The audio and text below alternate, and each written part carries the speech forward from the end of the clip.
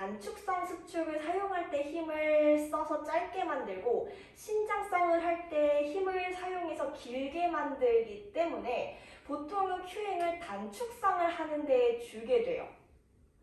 근데 필라테스는 동작을 정확하게 만들어내려면 신장성을 하는 데에다가 큐잉을 주는 경우가 굉장히 많아요. 특히나 길어지게 하세요라는 큐잉으로 끝날 수가 없어요.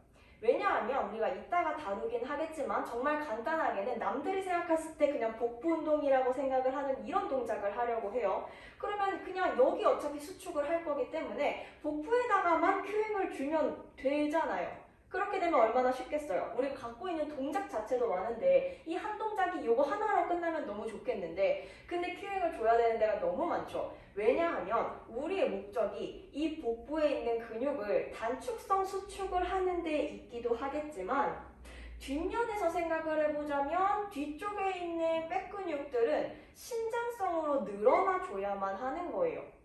그래서 거기에도 큐잉을 줘야 할 거고요. 근데 그 두 개를 지키기 위해서는 등척성으로 수축을 하는 데도 있겠죠. 예를 들면 골반일 수도 있고 예를 들면 허벅지 근육일 수도 있고 아니면 팔 근육일 수도 있어요. 올라올 때마다 계속 이렇게 했다가 풀었다가 하는 회원이 있다면 이분은 사실 등척성 수축을 이 어딘가에서 하고 있지 못하다는 뜻일 수도 있으니 그래서 우리의 모든 큐잉들은 여기에서 나올 거예요.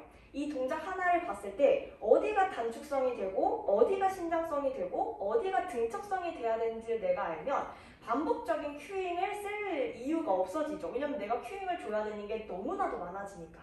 그럼 그 하나하나를 살펴보게 되는 거예요. 그래서 우리는 동작 하나를 본다고 하더라도 앞, 뒷면, 옆면에서 어떤 일이 일어나는지를 관찰을 해서 거기다가 큐잉을 주게 될 거예요. 그럼 그게 시작 자세에 대한 큐잉이 될 수도 있고 그게 수정 큐잉이 될 수도 있겠죠.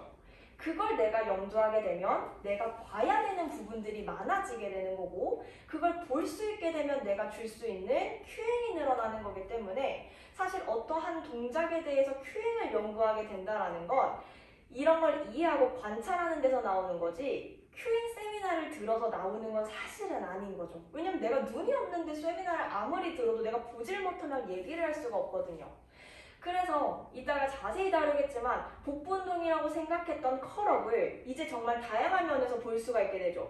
여기만 내가 봤었더라면 이제는 여기 뒤도 늘어나야 된다는 걸 알게 되고 얘를 하는 동안에 유지가 돼야 된다는 데가 어딘지를 알게 됐으니 그 모든 것을 내가 다 맞춰주려면 이제 말이 많아지게 되는 거예요. 그럼 이제 어려워지는 건 그 말을 골라내는 게 이제 선생님들은 앞으로 2달간 조금 어렵게 느껴질 수 있는 부분일 거예요. 왜냐면 이제 봐야 되는 게 많아지는 걸 내가 알게 됐고 그게 보이게 되면 이제 말이 많아지는데 그걸 당연히 회원님들은 한 번에 하실 수가 없죠. 그래서 그거를 연습을 하게 되실 거예요. 그전엔 오히려 뭘 봐야 될지를 모르고 뭘 얘기해야 될지 몰라서 어려웠다면 이제는 새로운 과제가 생기게 되실 거예요. 그래서 그 이유가 이 수축 종류에서 나온다는 걸 먼저 이해를 해주셔야 될 것 같아요. 자, 근육의 분류. 그래서 이게 연결이 돼요. 필라테스에서는 사실 지도자 책을 펴보시면 협회마다 주동근과 기랑근, 협력근, 고정근을 써놓는 데가 있고 안 알려주는 데도 있어요. 처음에 시작을 할 때는 이걸 분리해서 외우는 게 굉장히 좋아요. 그러니까 예를 들면 앱컬이야. 컬업을 한다라고 했을 때 선생님들이 딱 떠오르는 주동근은 뭐가 돼요? 그냥